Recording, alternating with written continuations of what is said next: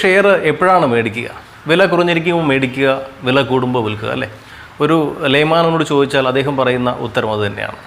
ഒരുപക്ഷെ അത് തന്നെയാണ് സത്യം. അത് വില കുറയുമ്പോൾ മേടിച്ച് വില കൂടുമ്പോൾ നമ്മൾ വിൽക്കുന്നു, നമുക്ക് കുറച്ച് പ്രോഫിറ്റ് കിട്ടുന്നു.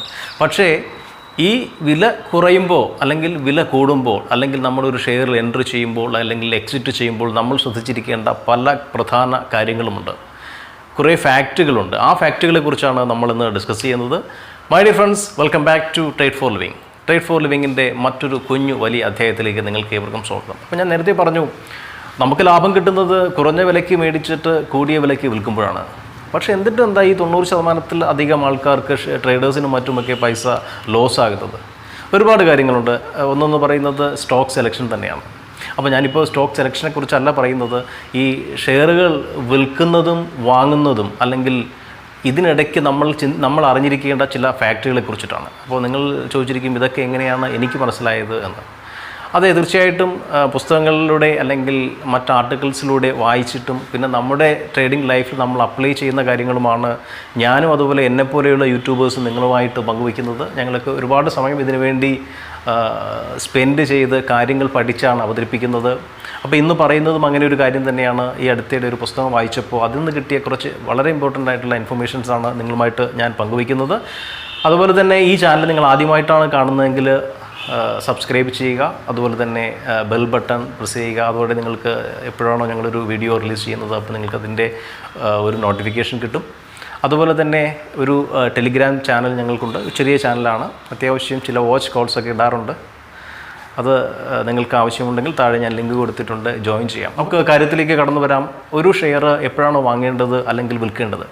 ഞാൻ എപ്പോഴും പറയുന്നത് പോലെ ഇതും ഒരു ബിഗിനേഴ്സ് സ്പെഷ്യൽ വീഡിയോ ആണ്.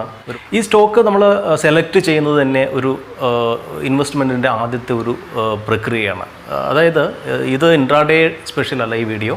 ഇതെന്ന് പറഞ്ഞത് ഷോർട്ട് ടേം അല്ലെങ്കിൽ ലോങ് ടേം പിക്കുകൾ സെലക്ട് ചെയ്യുമ്പോൾ അല്ലെങ്കിൽ എൻട്രി ചെയ്യുമ്പോൾ എക്സിറ്റ് ചെയ്യുമ്പോൾ നമ്മൾ അറിഞ്ഞിരിക്കേണ്ട അല്ലെങ്കിൽ നമ്മൾ പാലിക്കേണ്ട ചില കാര്യങ്ങളാണ് ഞാൻ പറയുന്നത്. നമ്മളൊരു വാച്ച് ലിസ്റ്റ് ഉണ്ടാക്കുക. അതിൽ അത്യാവശ്യം ഫണ്ടമെൻ്റലി സ്ട്രോങ് ആയിട്ടുള്ള അല്ലെങ്കിൽ മികച്ച ഓപ്പർച്യൂണിറ്റി ഉള്ള കുറച്ച് സ്റ്റോക്കുകളുടെ ഒരു പട്ടിക ഉണ്ടാക്കി വയ്ക്കുക. അല്ലാതെ നമ്മൾ അവിടെയും പോയി ഓരോ ഗ്രൂപ്പുകളിലും, ഈവൻ ഞാൻ എൻ്റെ ഗ്രൂപ്പിൽ കോൾസ് ഇടാറുണ്ട്, പക്ഷേ ഞാൻ ഒരിക്കലും വാങ്ങണമെന്ന് പറയാറില്ല. വാച്ച് ചെയ്യുക, നിങ്ങൾ അനലൈസ് ചെയ്യുക എന്നാ പറയുന്നത്. അതുപോലെ തന്നെ നിങ്ങൾ ഏത് ഗ്രൂപ്പിലായാലും അല്ലെങ്കിൽ ഏത് ഫോറംസിലായാലും നിങ്ങൾ ആ കോൾസ് അതുപോലെ ബ്ലൈൻഡായിട്ട് ഒരിക്കലും ഇൻവെസ്റ്റ് ചെയ്യരുത്, എടുക്കരുത്. അതിനെക്കുറിച്ച് പഠിക്കുക. അതിനുശേഷം മാത്രം നിങ്ങളുടെ മനസ്സ് പറയുന്നുവെങ്കിൽ അല്ലെങ്കിൽ നിങ്ങളുടെ അനാലിസിസ് അത് ഓക്കെയാണ് എങ്കിൽ മാത്രം ഇൻവെസ്റ്റ് ചെയ്യുക. അല്ലെങ്കിൽ തീർച്ചയായിട്ടും നമുക്ക് ലോസ് ബുക്ക് ചെയ്യേണ്ടി വരും. അപ്പോൾ ഞാൻ പറഞ്ഞതുപോലെ ആദ്യം ഒരു 10ഓ 20ഓ സ്റ്റോക്കുകളുടെ ഒരു ലിസ്റ്റ് ഉണ്ടാക്കുക, വാച്ച് ലിസ്റ്റ് ഉണ്ടാക്കുക പുതിയ ആൾക്കാരാണെങ്കിൽ. അതായത് ഇപ്പോൾ മെറ്റൽ സെക്ടറിൽ നിന്ന് 2-3 സ്റ്റോക്ക്, അല്ലെങ്കിൽ ഓട്ടോമൊബൈൽ സെക്ടറിൽ നിന്ന് 2-3 സ്റ്റോക്കുകൾ, അതുപോലെ ബാങ്ക് സെക്ടറിൽ നിന്നും 2-3 ബാങ്കുകൾ, അല്ലെങ്കിൽ അതുപോലെ തന്നെ ധനകാര്യ സ്ഥാപനങ്ങൾ, കെമിക്കൽ സെക്ടറിൽ നിന്നും 2-3 മികച്ച കമ്പനികൾ, അങ്ങനെ അത്യാവശ്യം നല്ല കമ്പനികൾ നമ്മൾ സെലക്ട് ചെയ്യുക. ആദ്യം ഈ സെലക്ട് ചെയ്യുക എന്നുള്ളത് അതിൻ്റെ ഫണ്ടമെൻ്റൽ അനാലിസിസ് നടത്തിയിട്ട് വേണം. ഇത് ഫണ്ടമെൻ്റൽ അനാലിസിസിനെ കുറിച്ച് ഞാനിപ്പോൾ പറയുന്നില്ല, ബിക്കോസ് എൻ്റെ മറ്റു വീഡിയോസിൽ ഞാൻ പറഞ്ഞിട്ടുണ്ട്. അത്തരം ഗ്രോത്ത് ഓപ്പർച്യൂണിറ്റി ഉള്ള അല്ലെങ്കിൽ മികച്ച ROC ഉള്ളതും അല്ലെങ്കിൽ ROE ഉള്ളതും അല്ലെങ്കിൽ ഡെപ്റ്റ് കുറഞ്ഞതുമായിട്ടുള്ള കമ്പനികൾ മാത്രം സെലക്ട് ചെയ്യുക. അങ്ങനെയുള്ള ഒരു വാച്ച് ലിസ്റ്റ് ഉണ്ടാക്കുക. ഫസ്റ്റ് സ്റ്റോക്ക് കുറഞ്ഞ വിലയ്ക്ക് നമ്മൾ മേടിക്കുന്നു, കൂടിയ വിലയ്ക്ക് വിൽക്കുന്നു. അപ്പോൾ കുറഞ്ഞ വിലയ്ക്ക് മേടിക്കണമെങ്കിൽ നമ്മൾ അതിൻ്റെ ഇൻട്രിൻസിക് വാല്യൂ അറിയുക. ഒരു സ്റ്റോക്കിൻ്റെ ഇൻട്രിൻസിക് വാല്യൂ നമ്മൾ മനസ്സിലാക്കിയിരിക്കുക. അപ്പോൾ അതിന് പല ഫാക്ടേഴ്സുമുണ്ട്, ഒരുപാട് ഫോർമുലാസുണ്ട്. അപ്പോൾ ഞാൻ അതിലോട്ട് പോകുന്നില്ല. അത്തരം ഇൻട്രിൻസിക് വാല്യൂ അല്ലെങ്കിൽ അതിൻ്റെ മികച്ച വാല്യൂഷൻ, ഫെയർ വാല്യൂവിൽ മാത്രം അത്തരം സ്റ്റോക്കുകൾ എൻട്രി എടുക്കുക. ഒരു സ്റ്റോക്ക് എൻട്രി എടുക്കുമ്പോൾ നമ്മൾ ശ്രദ്ധിക്കേണ്ട ഒരു പ്രധാനപ്പെട്ട കാര്യമെന്ന് പറയുന്നത് അതിൻ്റെ ട്രെൻഡാണ്. നമ്മൾ കേട്ടിട്ടുണ്ട്, trend is our friend. Stock മാർക്കറ്റിൽ ഏറ്റവും പ്രധാനപ്പെട്ട കാര്യമാണ് ട്രെൻഡ് എന്ന് പറയുന്നത്. അപ്പോൾ നമുക്ക് പല ട്രെൻഡുകൾ അറിയാം. അപ്പ് ട്രെൻഡ് ഉണ്ട്, ഡൗൺ ട്രെൻഡ് ഉണ്ട്, പിന്നെ സിക്സ് വാഗ് അല്ലെങ്കിൽ സ്വിങ് ചെയ്യാൻ പറ്റിയ ട്രെൻഡുകളുണ്ട്. അപ്പോൾ ഒരു സ്റ്റോക്ക് നമ്മൾ എൻട്രി ചെയ്യുമ്പോൾ, എക്സാമ്പിൾ പറയുകയാണെങ്കിൽ ടാറ്റ മോട്ടോഴ്സ്, ഞാൻ അതിൻ്റെ ചാർട്ടോടെ കൊടുത്തിട്ടുണ്ട്. ടാറ്റ മോട്ടോഴ്സ് 450 നിന്നും ഇപ്പോൾ നിൽക്കുന്നത് ഏകദേശം 70 വരെ പോയി. ഇപ്പോൾ തിരിച്ച് വീണ്ടും 90s അപ്പോൾ അതിൻ്റെ ഒരു ട്രെൻഡ് മനസ്സിലാക്കിയ ട്രെൻഡ് നോക്കിയാൽ നമുക്ക് മനസ്സിലാകുന്നതിൻ്റെ ഒരു ഭയങ്കരമായിട്ടുള്ള ഡൗൺ ട്രെൻഡായിരുന്നു. ഒരു 150 അല്ലെങ്കിൽ 140 വരെ എത്തിയിരുന്നത്. അപ്പോൾ ആ ട്രെൻഡ് വരികയാണെങ്കിൽ നമ്മൾ തീർച്ചയായിട്ടും നമ്മുടെ കയ്യിലുള്ള സ്റ്റോക്കുകൾ പ്രോഫിറ്റ് ആണെങ്കിൽ ബുക്ക് ചെയ്യുക, അല്ലെങ്കിൽ ഈവൻ നമ്മുടെ സ്റ്റോപ്പ് ലോസ് കഴിഞ്ഞ് പോവുകയാണെങ്കിൽ ബുക്ക് ചെയ്ത് മാറുക എന്നുള്ളതാണ് ഏറ്റവും പ്രധാനം. അപ്പോൾ അതാണ് മറ്റൊരു പോയിൻ്റ് എന്ന് പറയുന്നത്. എപ്പോഴും ഒരു സ്റ്റോപ്പ് ലോസ് വയ്ക്കുക. അത് ഇൻട്രാഡേക്ക് ആയാലും ഷോർട്ട് ടേമിനായാലും ലോങ് ടേമിനായാലും നമ്മളൊരു സ്റ്റോപ്പ് ലോസ് വയ്ക്കണം.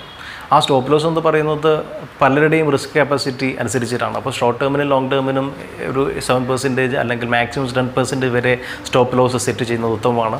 അപ്പോൾ ഒന്ന് ആലോചിക്കുക, 500-600 രൂപയുള്ള ഷെയറുകൾ 50-100 രൂപയായി പോകുന്ന അവസ്ഥയുണ്ട്. അപ്പോൾ അവിടെ നമ്മുടെ ഇൻവെസ്റ്റ്മെൻറ്റ് സേവ് ചെയ്യണമെങ്കിൽ തീർച്ചയായിട്ടും നമ്മളൊരു സ്റ്റോപ്പ് ലോസ് വയ്ക്കുക തന്നെ വേണം. ഇനി സ്റ്റോപ്പ് ലോസ് പോയി എന്ന് വെച്ചിട്ട് നമ്മൾ കുറച്ചില്ലെന്ന് വിചാരിക്കേണ്ട, ബിക്കോസ് നമ്മളെ അതൊരു സേവ് ചെയ്യുകയാണ് ചെയ്യുന്നത്. ഒരുപക്ഷെ ഒരു 10,000 ഇട്ട ആൾക്ക് പോകുന്നത് വെറും 1,000 രൂപയാണ്, അല്ലെങ്കിൽ 1,00,000 രൂപയാണ് നിങ്ങൾ ആ ഷെയറിലിട്ടെങ്കിൽ നിങ്ങൾക്ക് പോകുന്നത് വെറും 10,000 രൂപയാണ്. അപ്പോൾ എമൗണ്ട് ഓക്കെ വളരെ വലുതാണ്, പക്ഷേ 10% കട്ട് ചെയ്യുമ്പോൾ നമ്മുടെ ലോസ് അവിടെ കുറയുകയാണ്, അല്ലെങ്കിൽ നമുക്കവിടെ നമ്മുടെ ലോസിനെ കട്ട് ചെയ്യാൻ സാധിക്കുന്നു. അപ്പോൾ ഏറ്റവും പ്രധാനപ്പെട്ട കാര്യം തന്നെയാണ് ആ സ്റ്റോപ്പ് ലോസ് എന്ന് പറയുന്നത്. ട്രെൻഡ് ഈസ് അവർ ഫ്രണ്ട് എന്നാണ്. ട്രെൻഡിനെ ബഹുമാനിക്കുക എപ്പോഴും ആ ഡൗൺ ട്രെൻഡ് ആണെങ്കിൽ ഡൗൺ ട്രെൻഡ്, അപ്പ് ട്രെൻഡ് ആണെങ്കിൽ അപ്പ് ട്രെൻഡ്. അപ്പോൾ അതിനെ അനുസരിച്ച് നമ്മൾ മൂവ് ചെയ്യുക. അപ്പ് ട്രെൻഡിൽ തീർച്ചയായിട്ടും നമ്മൾ ഒരു സ്റ്റോക്ക് എൻട്രി എടുക്കുക തന്നെ ചെയ്യണം. ഡൗൺ ട്രെൻഡിൽ തീർച്ചയായിട്ടും കയ്യിലുള്ളത് വിറ്റൊഴിയുകയോ അല്ലെങ്കിൽ പ്രോഫിറ്റ് എടുത്ത് മാറുകയോ തന്നെ ചെയ്യണം. അഥവാ ഷോർട്ട് സെല്ലിങ്ങിൽ നിങ്ങൾ പ്രഗത്ഭരാണെങ്കിൽ തീർച്ചയായിട്ടും നല്ലൊരു സ്റ്റോപ്പ് ലോസ് വെച്ചിട്ട് ആ ഒരു ഡൗൺ ട്രെൻഡിൽ നിങ്ങൾക്ക് ഷോർട്ട് ചെയ്യാനും പറ്റും, അല്ലെങ്കിൽ കോൾ റേറ്റിംഗ് അങ്ങനെയുള്ള കാര്യങ്ങൾ ചെയ്യാനും പറ്റും. പിന്നെ മറ്റൊരു കാര്യമെന്ന് പറയുന്നത് ഒരു ബുള്ളിഷ് മാർക്കറ്റാണെന്ന് വയ്ക്കുക. ഒരു ബുള്ളിഷ് മാർക്കറ്റിൽ നമ്മൾ ശ്രദ്ധിക്കേണ്ട ഒരു പ്രധാന കാര്യമെന്ന് പറയുന്നത് മാർക്കറ്റ് കയറിക്കൊണ്ടിരിക്കും. അപ്പോൾ ആ മാർക്കറ്റ് കയറ്റുന്നത് ചിലപ്പോൾ നിഫ്റ്റി 50-ലുള്ള 2-3 കമ്പനികൾ കാരണമായിരിക്കും. അങ്ങനെ മാർക്കറ്റ് കയറുമ്പോൾ നമ്മുടെ കയ്യിലുള്ള സ്റ്റോക്ക്, ഫോർ എക്സാമ്പിൾ എൻ്റെ കയ്യിലൊരു സ്റ്റോക്ക് ഉണ്ടെന്ന് വയ്ക്കുക. അപ്പോൾ എൻ്റെ കയ്യിലുള്ള സ്റ്റോക്കിൻ്റെ വാല്യുവേഷൻ കൂടി വരികയാണ്, നിഫ്റ്റിയും കയറുകയാണ്. പക്ഷേ ഒരു കാര്യമുണ്ട്, ടേൺ ഓവർ അല്ലെങ്കിൽ വ്യാപാരത്തോത് സ്റ്റോക്കിൻ്റെ വ്യാപാരത്തോത് കുറയുകയാണ്, പക്ഷേ വാല്യുവേഷൻ കൂടുകയാണെങ്കിൽ തീർച്ചയായിട്ടും അവിടെ ഒരു സാച്ചുറേഷൻ നടക്കാൻ പോവുകയാണ്. അപ്പോൾ നമ്മൾ ടേൺ ഓവറിനെ കുറിച്ച് തീർച്ചയായിട്ടും അറിഞ്ഞിരിക്കുക. ആ സ്റ്റോക്കിൻ്റെ ഡേറ്റ അനലൈസ് ചെയ്യുമ്പോൾ നമുക്ക് മനസ്സിലാകും അതിൻ്റെ ടേൺ ഓവർ എങ്ങനെയാണ്, അല്ലെങ്കിൽ അതിൻ്റെ ഡെലിവറിയിലുള്ള മൂവ്മെൻറ്റ് എങ്ങനെയാണെന്ന് മനസ്സിലാക്കാൻ സാധിക്കും. അതനുസരിച്ച് നമുക്ക് നമ്മുടെ സെല്ലിംഗ് കൺട്രോൾ ചെയ്യാൻ കഴിയും, അല്ലെങ്കിൽ നമ്മുടെ എൻട്രി അതുപോലെ നമുക്ക് അഡ്ജസ്റ്റ് ചെയ്യാൻ സാധിക്കും. അത് ഞാൻ പറയുന്നത് മേളിലോട്ട് കയറിക്കൊണ്ടിരിക്കുന്ന സ്റ്റോക്കിനെ കുറിച്ചിട്ടാണ്. ഇനി എനിക്കൊരു സ്റ്റോക്കുണ്ട്, അതിൻ്റെ വില ഇടിഞ്ഞിടിഞ്ഞ് വരികയാണ്, അതുപോലെ തന്നെ അതിൻ്റെ വ്യാപാരത്തോത് കൂടിക്കൂടി വരികയാണ്. തീർച്ചയായിട്ടും അതൊരു ഡൗൺ ട്രെൻഡിനെ സൂചിപ്പിക്കുന്നതാണ്. അപ്പോൾ അത്തരമൊരു ട്രെൻഡിൽ തീർച്ചയായിട്ടും നമ്മൾ വിറ്റുമാറുക, പ്രോഫിറ്റ് ഉണ്ടെങ്കിൽ വിറ്റുമാറുക, അല്ലെങ്കിൽ പുതിയ എൻട്രി അതിലെടുക്കാതിരിക്കുക.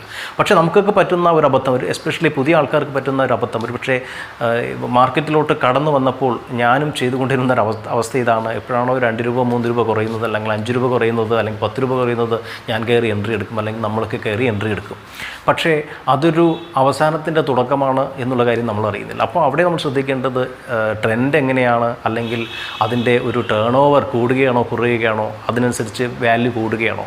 ഇനി ടേൺ ഓവറും കൂടി വാല്യൂവും കൂടുകയാണെങ്കിൽ തീർച്ചയായിട്ടും അതൊരു അപ് ട്രെൻഡിനെയാണ് സൂചിപ്പിക്കുന്നത്. നമുക്ക് തീർച്ചയായിട്ടും എൻട്രി എടുക്കാം, അല്ലെങ്കിൽ ഉള്ള പൊസിഷൻ ഹോൾഡ് ചെയ്യാം. ഇനി നേരത്തെ പറഞ്ഞതുപോലെ ടേൺ ഓവർ കുറയുകയാണ്, പ്രൈസ് കൂടുകയാണെങ്കിൽ തീർച്ചയായിട്ടും അവിടെ ഒരു ഡൗൺ ട്രെൻഡിന് ചാൻസ് ഉണ്ട്. ഇനി പ്രൈസ് ഫോളോ ചെയ്യുകയാണെന്ന് വയ്ക്കുക, പ്രൈസ് വീണ്ടുകൊണ്ടിരിക്കുകയാണ്, ടേൺ ഓവർ കൂടിക്കൊണ്ടിരിക്കുകയാണ്, നേരത്തെ പറഞ്ഞതുപോലെ തീർച്ചയായിട്ടും ഫോളോയിങ്ങിനുള്ള പൊസിഷനാണ്. ഇനി പ്രൈസ് ഫോളോ ആവുകയാണ്, ടേൺ ഓവർ കുറയുകയാണ്, അത് റിവേഴ്സൽ റിട്രേസ്മെൻറ്റിൻ്റെ ഒരു സൂചനയാണ്. അപ്പോൾ നമ്മൾ എടുക്കേണ്ടത് എൻട്രിയാണ്. തീർച്ചയായിട്ടും അതിൻ്റെ നമ്മൾ നേരത്തെ പറഞ്ഞതുപോലെ നമ്മുടെ കയ്യിലുള്ള ഫണ്ടമെൻ്റലി അനലൈസ് ചെയ്തിട്ടുള്ള സ്റ്റോക്കുകളുടെ അതിൻ്റെ മികച്ച വാല്യൂഷനിലാണ് നമ്മൾ വാങ്ങാൻ പോകുന്നത്. അപ്പോൾ ഇങ്ങനൊരു അവസ്ഥയിൽ ഇത്തരം കാര്യങ്ങൾ പരിഗണിക്കുമ്പോൾ നമുക്ക് തീർച്ചയായിട്ടും അത് മനസ്സിലാക്കാൻ സാധിക്കും. അത് ഒരുപക്ഷെ നിങ്ങൾ തുടക്കക്കാരാണെങ്കിൽ പെട്ടെന്ന് മനസ്സിലാകണമെന്നില്ല. ഒരുപക്ഷെ നിങ്ങൾക്ക് ഒന്ന് ശ്രദ്ധിച്ച് കേട്ടാൽ ഒന്ന് മനസ്സിലാകും ഇത് എങ്ങനെയാണ്, ഇത് എത്രത്തോളം ഇമ്പോർട്ടൻ്റ് ആണ്. ഒരുപക്ഷെ നമ്മുടെയൊക്കെ ട്രേഡിംഗ് ലൈഫിൽ ഇത് എന്തുമാത്രം സ്വാധീനമാണ് ചെലുത്തുന്നത്, അല്ലെങ്കിൽ നമ്മുടെയൊക്കെ സക്സസ് സ്റ്റോറിയിൽ ഇത് എത്രമാത്രം ഇമ്പോർട്ടൻ്റ് ആണെന്ന് നിങ്ങൾക്ക് മനസ്സിലാകും. അപ്പോൾ ഈ ട്രെൻഡിൻ്റെ കാര്യം മനസ്സിലാക്കുക, അതുപോലെ തന്നെ ടേൺ ഓവറിൻ്റെ സ്റ്റോറി മനസ്സിലാക്കുക, ഡേറ്റ അനലൈസ് ചെയ്യാൻ പഠിക്കുക, അതുപോലെ തന്നെ ഡെലിവറി പൊസിഷൻസ്, അല്ലെങ്കിൽ ഡെലിവറിയിലുള്ള മാറ്റങ്ങൾ, അല്ലെങ്കിൽ കണ്ടിന്യൂസ് ആയിട്ട് ഡെലിവറി കൂടുകയാണോ കുറയുകയാണോ, ആ കാര്യങ്ങൾ കൂടി അനലൈസ് ചെയ്യാൻ ശ്രമിക്കുക. സ്റ്റോക്ക് മേടിച്ചു, അത് 10%, അപ്പോൾ 10% എനിക്ക് എക്സിറ്റ് ചെയ്യണമെങ്കിൽ എക്സിറ്റ് ചെയ്യാം. പക്ഷേ ആ റൈഡ് എത്രത്തോളം റൺ ചെയ്യാൻ പറ്റുമോ അത്രത്തോളം റൺ ചെയ്യാൻ നമുക്ക് സാധിക്കും. ബിക്കോസ് നമ്മളൊക്കെ വിചാരിക്കും, ഈ സ്റ്റോക്ക് നാളെ കൂടി വെച്ചിരുന്നെങ്കിൽ, അല്ലെങ്കിൽ 2 ദിവസം കൂടി വെച്ചിരുന്നെങ്കിൽ എൻ്റെ പ്രോഫിറ്റ് ഇത്ര % കൂടുമായിരുന്നു എന്ന് നമ്മൾ ചിന്തിക്കാറുണ്ട്. അപ്പോൾ അവിടെ ചെയ്യേണ്ടത് ഈ പറയുന്ന ട്രെൻഡ് നോക്കുക, ട്രെൻഡ് പോസിറ്റീവാണോ നോക്കുക, അതിൻ്റെ വ്യാപാര തോത് കൂടുതലാണോ നോക്കുക, അതുപോലെ തന്നെ മികച്ച സ്റ്റോക്കാണ് നോക്കുക, അല്ലെങ്കിൽ അതിൻ്റെ സെക്ടർ, ആ സ്റ്റോക്ക് ഉൾപ്പെടുന്ന സെക്ടറിന് മികച്ച ഒരു മൂവ്മെൻ്റ് ആണോ, അപ്സൈഡ് മൂവ്മെൻ്റ് ആണോ ഉള്ളത് എന്ന് കൂടി മനസ്സിലാക്കുക. അങ്ങനെയാണെങ്കിൽ തീർച്ചയായിട്ടും നമുക്കൊരു ട്രailing സ്റ്റോപ്പ് ലോസ് വെച്ചിട്ട് ആ ഷെയർ ഹോൾഡ് ചെയ്യാം. സേവർ ട്രേഡേഴ്സിന് ഒരു 10, നിങ്ങളുടെ വിചാരിക്കുന്ന 5% അല്ലെങ്കിൽ 10% അല്ലെങ്കിൽ 15% കിട്ടുമോ, തീർച്ചയായിട്ടും ബുക്ക് ചെയ്യുക. പക്ഷേ നിങ്ങൾക്ക് മാക്സിമം പ്രോഫിറ്റ് ഗെയിൻ ചെയ്യണമെങ്കിൽ, ബിക്കോസ് നമ്മളെല്ലാവരും വയ്ക്കുന്ന സ്റ്റോപ്പ് ലോസ് 10% ആണ്, അല്ലെങ്കിൽ 8% ആണ്, അല്ലെങ്കിൽ 7% ആണ് അല്ലേ. അപ്പോൾ തീർച്ചയായിട്ടും നമുക്ക് അത്രയും ഒരു മുന്നോട്ടുള്ള റൈഡിൽ കൂടെ ആ ഒരു പെർസെൻറ്റേജ് കിട്ടിയാൽ മാത്രമേ നമുക്ക് അത് വിചാരിക്കുന്ന രീതിയിലുള്ള പ്രോഫിറ്റ് ഗെയിൻ ചെയ്യാൻ കഴിയുള്ളൂ അല്ലേ. അതാണ് ഞാൻ എൻ്റെ ചാനലിലും പറയാറുണ്ട്. നിങ്ങൾ നമ്മുടെ കോൾസ് മിക്കവാറും അന്നൊന്ന് കോൾസ് മിക്കവാറും അതേ ദിവസം ഹിറ്റാവുകയാണെങ്കിൽ പോലും 10 സ്റ്റോക്കെങ്കിലും അല്ലെങ്കിൽ ഒരു 10% സ്റ്റോക്കെങ്കിലും നിങ്ങൾ ലോങ് ടേമിന് ഹോൾഡ് ചെയ്യാൻ ഞാൻ പറയാറുണ്ട്. പേഴ്സണലി ഞാൻ എല്ലാവരോടും പറയാറുണ്ട്, ഇവന് ഞാൻ പേഴ്സണലി ചെയ്യാറുമുണ്ട്. അപ്പോൾ എന്താ സംഭവിക്കുന്നത്, അറ്റ്ലീസ്റ്റ് 10% സ്റ്റോക്കിലെങ്കിലും നമുക്ക് മികച്ച റിട്ടേൺ കിട്ടാറുണ്ട്. ബാക്കിയുള്ള പ്രോഫിറ്റ് അന്നും നമ്മൾ ബുക്ക് ചെയ്യുകയാണെങ്കിൽ പോലും ഒരു വച്ചിരിക്കുന്ന മികച്ച വാല്യൂഷനിൽ മേടിച്ച സ്റ്റോക്കുകൾ അത് വെറും 10%. അതായത് 100 സ്റ്റോക്ക് ഉണ്ടെങ്കിൽ 90 സ്റ്റോക്ക് നമ്മൾ വിറ്റിട്ട് ബാക്കി 10 മാത്രമേ ഹോൾഡ് ചെയ്യുന്നുള്ളൂ. അതിൽ നിന്ന് മികച്ചൊരു വരുമാനം നമുക്ക് ഷോർട്ട് ടേമിൽ അല്ലെങ്കിൽ ലോങ് ടേമിൽ കിട്ടും. ഞാനീ പറയുന്നത് അന്നൊന്നല്ല, സ്കാൽപ്പിംഗ് അല്ലെങ്കിൽ ഇൻട്രാഡേക്ക് വെച്ച് ചെയ്യുന്ന ആൾക്കാരുണ്ടല്ലോ, സ്വിംഗ് ട്രേഡേഴ്സ്, അതാണ് കറക്റ്റ് വേർഡ്. അപ്പോൾ സ്വിംഗ് ട്രേഡ് ചെയ്യുന്ന ആൾക്കാരാണെങ്കിൽ പോലും നമുക്ക് ഒരു സ്റ്റോക്ക് വിറ്റിട്ട് തിരിച്ച് മേടിക്കാൻ പറ്റിയില്ല എങ്കിൽ, അതായത് നമ്മുടെ കയ്യിലുള്ള ഹോൾഡിംഗ് വിറ്റിട്ട് തിരിച്ച് മേടിക്കാൻ പറ്റിയില്ല എങ്കിൽ പോലും ഈ ഒരു 10% എപ്പോഴും ഹോൾഡ് ചെയ്യുക. അത് ഫ്യൂച്ചറിൽ ഒരു ലോങ് ടേമിൽ മികച്ചൊരു പ്രോഫിറ്റ് കിട്ടാൻ സഹായിക്കും. അതായത് എക്സാമ്പിൾ പറയുകയാണെങ്കിൽ നമ്മുടെ SBI ഇപ്പോൾ 170 അല്ലെങ്കിൽ 165 ആ റേഞ്ചിൽ കിടക്കുകയാണ്. അപ്പോൾ ഈ 165 അല്ലെങ്കിൽ 175 കിടക്കുന്നത് SBI തീർച്ചയായിട്ടും 400-500 എത്തേണ്ട ഒരു സ്റ്റോക്കാണ്. അത്രയ്ക്കും മികച്ചൊരു സ്ക്രിപ്പാണ്. അപ്പോൾ അന്ന് ഒരുപക്ഷെ നമുക്ക് ട്രേഡ് ചെയ്യണം അല്ലെങ്കിൽ നമുക്കൊരു ക്യാഷ് ഫ്ലോ മെയിൻറ്റെയിൻ ചെയ്യണമെങ്കിൽ നമുക്ക് വിറ്റും മേടിച്ചും ഇരിക്കണം. പക്ഷേ നമ്മൾ വച്ചിരിക്കുന്ന മികച്ച സ്റ്റോക്കുകൾ, അതായത് ഞാൻ പല വീഡിയോയിലും പറഞ്ഞിട്ടുള്ള LNT 800-ഉം 750 ഒക്കെ ആയപ്പോൾ നല്ലൊരു എൻട്രി നമുക്കുണ്ടായിരുന്നു. അപ്പോൾ 750 രൂപയിൽ LNT എടുത്തിട്ട് ഇന്ന് മുതൽ 10-20 ക്വാണ്ടിറ്റി ഹോൾഡ് ചെയ്യുന്ന ആൾക്കാരുണ്ട്. അപ്പോൾ ആലോചിച്ച് 750, 850, 950 ആൾമോസ്റ്റ് 200 രൂപ അല്ലെങ്കിൽ 250 രൂപ വരെ ഒരു ഷെയറിന് അവിടെ ഒരു അപ്രീഷിയേഷൻ വന്നു. അപ്പോൾ ഒരു റൈഡ് മാക്സിമം യൂട്ടിലൈസ് ചെയ്യാൻ കഴിയുന്ന ഒരാളാണെങ്കിൽ ഈ ഒരു ട്രailing സ്റ്റോപ്പ് ലോസ് വെച്ച് അയാൾക്കത് മുന്നോട്ട് കൊണ്ടുപോകാൻ സാധിക്കും അല്ലേ. അതായത് ഈ നേരത്തെ പറഞ്ഞ കണ്ടീഷൻസ് എല്ലാം, അതായത് അപ് ട്രെൻഡ് അല്ലെങ്കിൽ ടേൺ ഓവർ അല്ലെങ്കിൽ ഡേറ്റ, അതുപോലെ സെക്ടോറിയൽ മൂവ്മെൻറ്റ്, ഇതെല്ലാം വെച്ച് നോക്കുമ്പോൾ തീർച്ചയായിട്ടും ഒരു ഇൻവെസ്റ്റർക്ക് ഇത് റൈഡ് ചെയ്ത് കൊണ്ടുപോകാൻ സാധിക്കുക തന്നെ ചെയ്യും. അപ്പോൾ അതാണ് പ്രോഫിറ്റ് റീപ്പ് ചെയ്യുന്നതിനുള്ള ഒരു തന്ത്രമെന്ന് പറയുന്നത്, അല്ലെങ്കിൽ ഒരു ഓഹരി വിൽക്കണം എന്നുള്ളതിലെ ഒരു പ്രധാന പാഠമാണ് ഈ ഒരു എന്താ പറയുക, ഈ ഒരു കാൽക്കുലേഷൻസും അത് മാക്സിമം റൈഡ് ചെയ്യുന്നതിനുള്ള നമ്മുടെ കപ്പാസിറ്റി ഒക്കെയാണ് ചെറിയ കാര്യങ്ങൾ. അപ്പോൾ നിങ്ങൾക്കത് മനസ്സിലായി എന്ന് പ്രതീക്ഷിക്കുന്നു. അപ്പോൾ തീർച്ചയായിട്ടും ഈ പറഞ്ഞ കാര്യങ്ങൾ മനസ്സിലാക്കുക. ഞാൻ ഒന്നുകൂടി ചുരുക്കി പറയാം, ഒരു മികച്ച സ്റ്റോക്കുകൾ കണ്ടുപിടിക്കുക, ഫണ്ടമെൻ്റലി സ്ട്രോങ് ആയിട്ടുള്ള, അതായത് നേരത്തെ പറഞ്ഞതുപോലെ ലോ ഡെപ്റ്റും അല്ലെങ്കിൽ ROCയും ROEയും അതുപോലെ തന്നെ സെയിൽസ് ഗ്രോത്തൊക്കെയുള്ള മികച്ച കുറച്ച് കമ്പനികൾ എടുക്കുക. അത്യാവശ്യം ബീറ്റ കൂടിയ ഷെയർസ് ആണെങ്കിൽ നമുക്കതിൽ പെട്ടെന്നൊരു മൂവ്മെൻറ്റ് കിട്ടും. അതുപോലെ തന്നെ ചില സ്റ്റോക്കുകൾ മാർക്കറ്റ് ബുള്ളിഷായാൽ പെട്ടെന്ന് അങ്ങോട്ട് കയറിയും പോകും. അത്തരം സ്റ്റോക്കുകൾ മനസ്സിലാക്കാൻ ശ്രമിക്കുക. പക്ഷേ ചില സ്റ്റോക്കുകളാണെങ്കിൽ മാർക്കറ്റ് ബുള്ളിഷായാൽ പോലും അത് അത്രയധികം മൂവ്മെൻറ്റ് കാണത്തില്ല, അത് ഡെഡായി ഇവിടെ കിടക്കും.